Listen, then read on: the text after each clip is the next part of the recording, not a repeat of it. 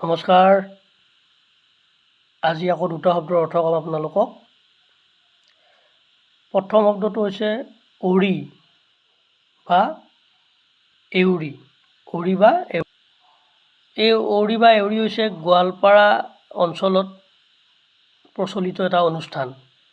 যেনেকৈ আমাৰ নামনি অসমৰ বা আমাৰ দৰং আপোনাৰ নলবাৰী কামৰূপ এইবিলাক যেনেকৈ মহোহো আছে যে মহোহোৰ নিচিনা অনুষ্ঠান আৰু এই তাকে এটা এউৰি মগা গীত বা এনেকুৱা কয় গোৱালপৰীয়া ভাষাত আৰু এইটো এটা আছে ওৰে ওৰে এনেকুৱা টাইপ।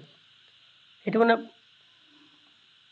পুতৌ বুজোৱা শব্দ আৰু এইটো ওৰে এনেকুৱাটো ওৰে পুতৌ বুজোৱা শব্দ। এইটো এই গোৱালপাৰা অঞ্চলতে এই শব্দটো সৰহকৈ মানে ব্যৱহাৰ হয় বুলি কোৱা হয়। গতিকে আজি এই দুটা জনালোঁ।